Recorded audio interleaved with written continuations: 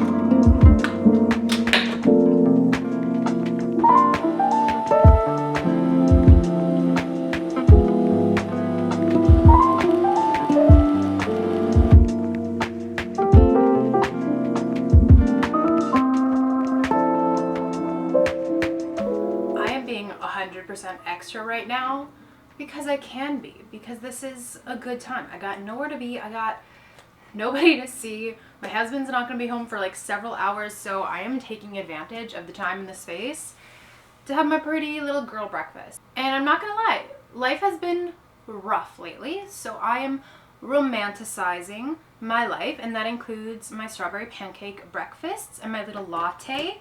I am finally cracking in to Great Big Beautiful Life. I'm about 50 pages in.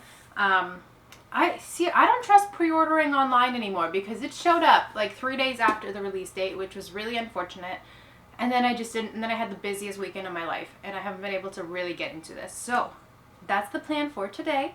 We're gonna read, we're gonna eat, we're gonna have a lazy, beautiful, great big beautiful morning. Oh, here comes the cat. No. They're not for you?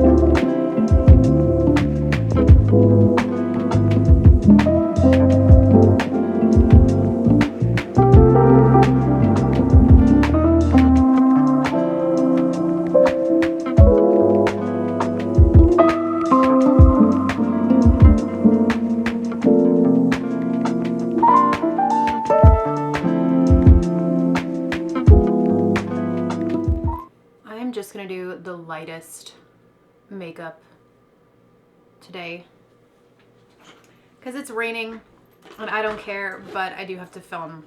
I always have to film. That's what I do on my days off. I'm productive. I've literally just been using this Sephora sunscreen and the Drunk Elephant debronzing drops as like foundation or like tinted moisturizer or whatever.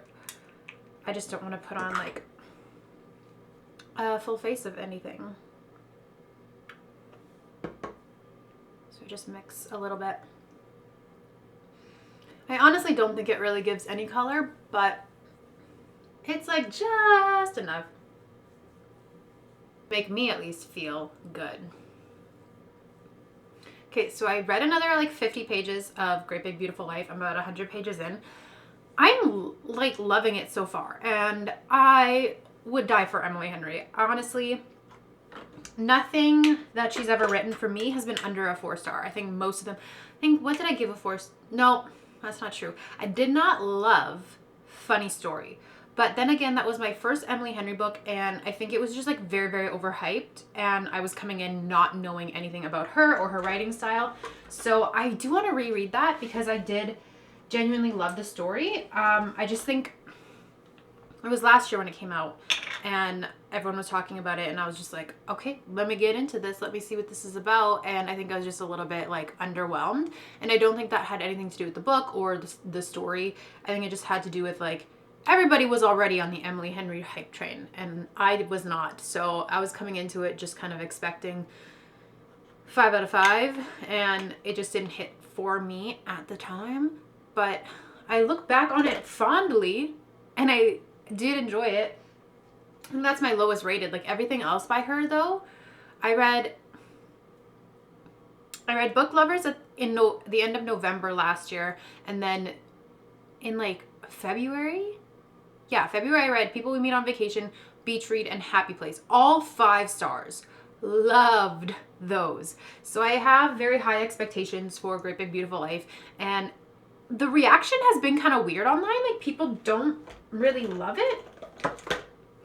Or the discourse on Book Talk right now is like, is Emily Henry like actually a romance writer, or is she a literary fiction, women's fiction author with romance subplots? And have you read an Emily Henry?